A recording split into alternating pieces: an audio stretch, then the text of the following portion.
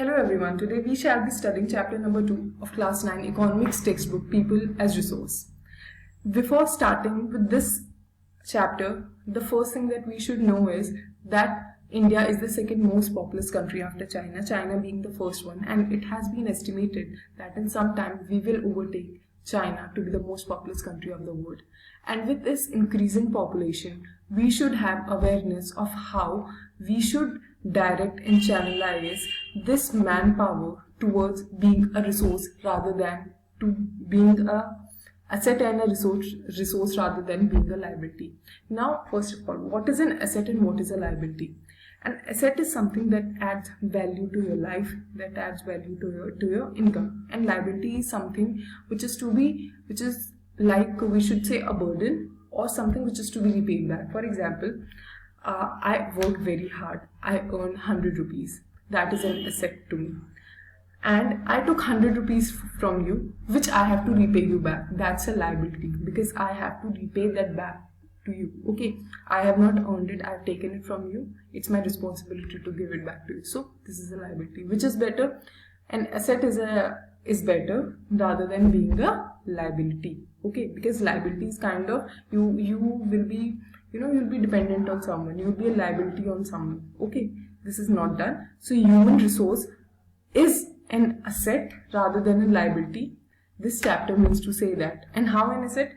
Look, if we are provided with good education so that we can get to the level that we deserve to be, when we receive training so that we can channelize what we have studied in the right direction.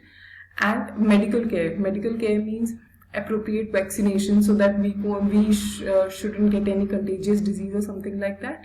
We become a human capital because we earn good and we add to the national income. Okay, this is what it means to say, and this is how we become a human capital as well as an asset. Okay, when we have skills, we have productive knowledge, we earn good, we add to the economy, we ourselves live a good life, and we add to the economy of the country. Okay, so this is what it means to say. Now, when we talk about this growing population, we always see its negative side. We see that if population will be grown so much, then the government has to provide with more of the medical facilities, more educational schools, and more schools for education, and a lot of things, and food grains to be directed toward the public distribution system. Okay, the ration shops that we call. But the thing is not like that. We shouldn't think like that. You should think that this is an investment, because when people will get good education, they'll have nourished food and they'll be healthy. What will happen is that they will be earning good and they'll be adding to the economy of the country. This is a kind of investment. So educating and providing good training and medical care is investment in human so that they become human capital. It yields a return just like investment in physical capital. Okay, when you invest in something, for example, you invested in gold. Okay, you bought gold. This is called investment. Why? Because when you will sell gold, you will get money from it. Okay, this is a kind of investment because the prices of gold are getting higher and higher. So no matter how old the gold is, it is still gold. You will sell it in the market and you will get handsome money for that. So this is how investment in human capital is seen as an investment, should be seen as an investment rather than seen as a burden that the population is growing and it's a havoc and things like that. So it shouldn't be seen like that. Okay. Now this paragraph is talking about India's Green Revolution. India's Green Revolution is a dramatic example of how the input of greater knowledge in the form of improved production technologies can rapidly increase the productivity of scarce land resources. India's IT revolution is a striking instance of how the importance of human capital has become to acquire a higher position than that of a material plant and machinery. Look, what was India's Green Revolution? In India's Green Revolution, high quality seeds, they were introduced in the market, and the land resource, the land which used to produce, for example, a certain amount of grains, it started producing more amount of grains because input were very good. And why it was all? Because of human mind. Okay, India's IT revolution is striking instance. What is IT? Information technology revolution. You would have seen that with the coming of these computers and laptops and phones and everything, it is how the society has changed. First, the society wasn't like this. We weren't on, we weren't so comfortable that we'll call anyone from home. We'll have to go to the shop and things like that to call from a telephone house. Okay, so this India's green revolution and IT revolution shows how, if humans are educated, what they can do. They can revolutionize scarce resources. Scarce resources are resources which are in scarcity, which are less. We can make maximum value. This is just because of human brain. Okay, what is human resource? The cartoons are saying, what is human resource? Is it like land or labor? Now the boy says it is more. It is more than that. Now this girl is saying, what is human capital? Is it like rupee, paise or dollar? The guy says it is more than that.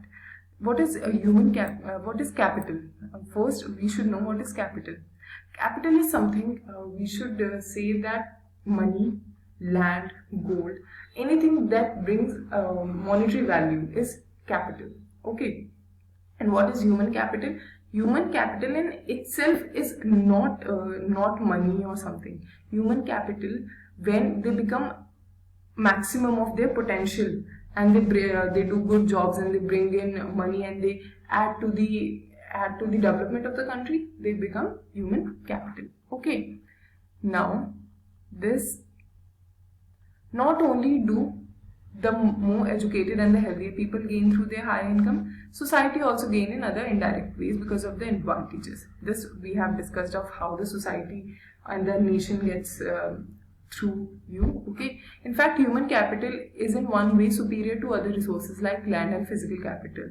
Human resource can make use of land and capital. Look, if you don't have the brain, if you don't have the mind of how to use land, how to use this land to the maximum level, how will it be possible? So human capital is the main, and rest, land and money comes afterwards.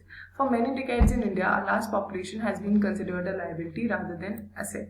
Now this chapter is saying that this thinking needs to change, because for many decades हमारे देश में, in India, population has been considered a liability, a burden rather than an asset. Why? Because we are not investing in education, we are not giving good food, and we are not providing them with training. So how would they become capital? And when more than half of the population lives in poverty, so we should see it as a capital, as an investment. We should invest in that. This is what China did. China also had a huge population, but they channelized the power of their youth, of their population, towards the economy side, towards the good side. They provided them with good food, they provided them with good education, and this is how the role of their population, huge population, changed.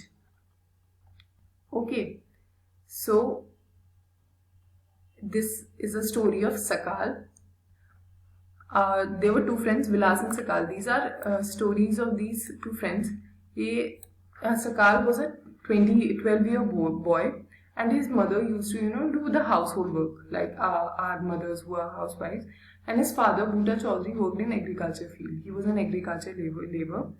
He had a younger brother, Jitu, and sister, Situ. Okay. His uncle Shyam has passed the matriculation exam. And what is this exam? This is 10th plus. Okay, he has done 10th, but he was sitting at home doing no job. Bhuta and Sheila were eager to teach Sakal.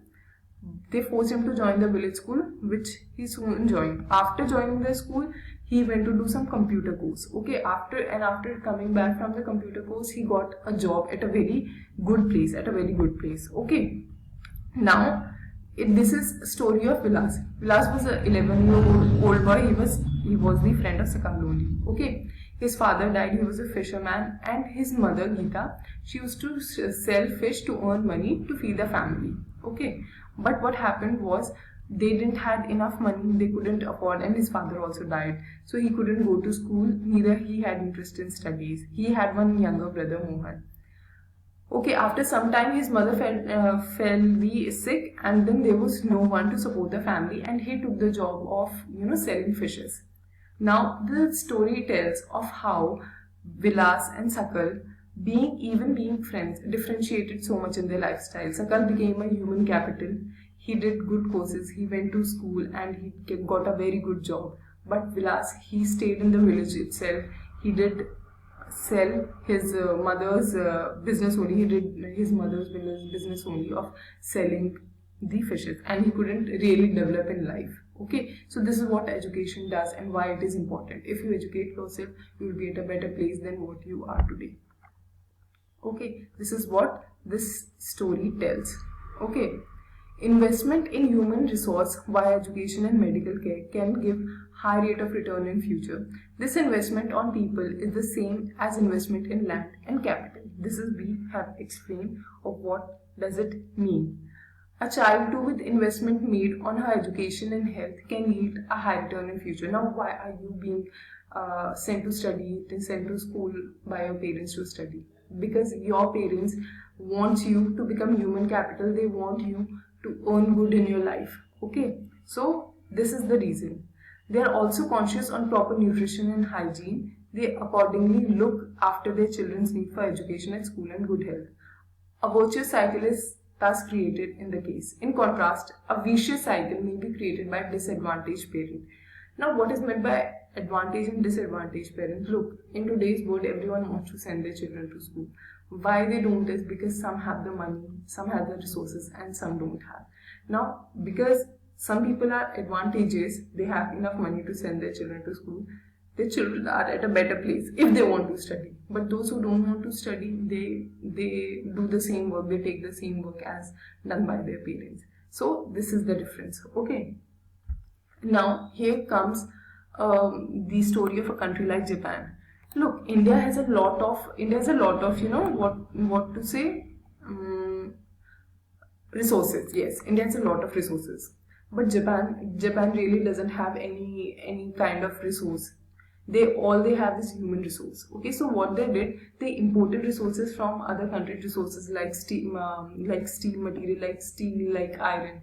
Okay, and they educated their country people so much, they educated them so much that their country became the industrial power. Okay, so this is the story of a country, and this is what we should look further. Japan is a very small country, but despite having no resources, it has a bigger industrial base. And how did it become rich? Because it capitalized its human resource. It educated, it nourished, it trained its human resource. Now, economic activity by men and women.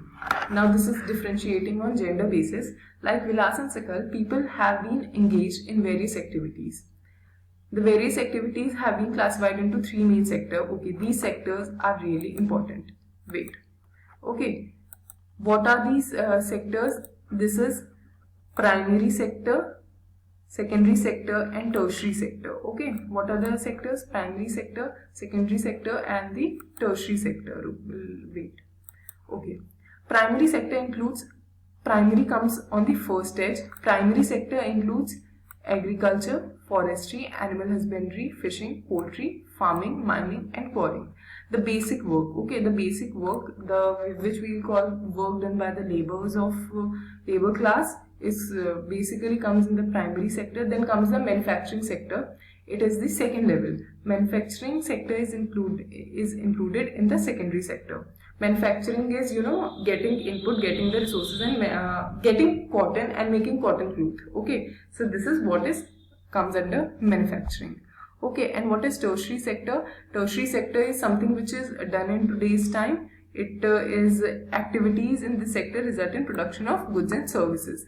Now, what are goods and services? Services like IT sector and everything, they comes under the tertiary sector. Okay, when you will grow, you will have more sectors, but right now you have to remember primary sector, secondary sector, and the tertiary sectors. Okay, rest we will do in part 2 of this video. We'll meet. Okay, bye.